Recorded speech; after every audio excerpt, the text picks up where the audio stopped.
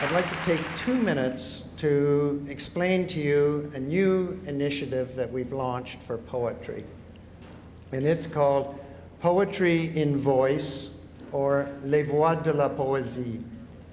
And it's a competition amongst high school students, bilingual, where high school students have to get up on a stage in front of a microphone and recite poetry by memory, in front of a line of judges who judge everything from obviously accuracy to presentation, etc., in front of an audience of 350 people, all of whom have paid for their seats.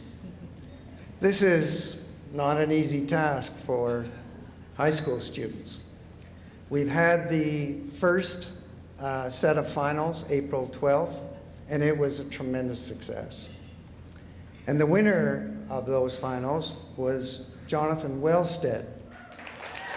And Jonathan has agreed to come up and recite one of the 3 poems that won him the competition. The winter evening settles down with smell of steaks and passageways. 6 o'clock. The burnt-out ends of smoky days. And now a gusty shower wraps the grimy scraps of withered leaves about your feet, and newspapers from vacant lots. The showers beat on broken blinds and chimney pots, and at the corner of the street, a lonely cab horse steams and stamps, and then the lighting of the lamps. The morning comes to consciousness of faint, stale smells of beer from the sawdust-trampled street with all its muddy feet that press to early coffee stands.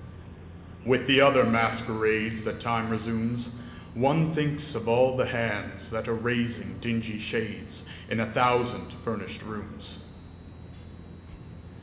You tossed a blanket from the bed. You lay upon your back and waited. You dozed and watched the night revealing the 1,000 sordid images of which your soul was constituted. They flickered against the ceiling. And when all the world came back, and the light crept up between the shutters, and you heard the sparrows in the gutters, you had such a vision of the street, as the street hardly understands. Sitting along the bed's edge where you curled the papers from your hair, or clasped the yellow soles of feet in the palms of both soiled hands.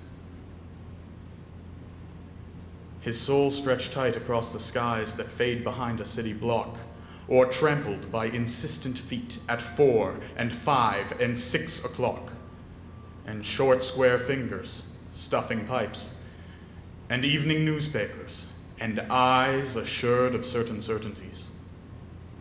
The conscience of a blackened street, impatient to assume the world. I am moved by fancies that are curled around these images and cling. The notion of some infinitely gentle, infinitely suffering thing.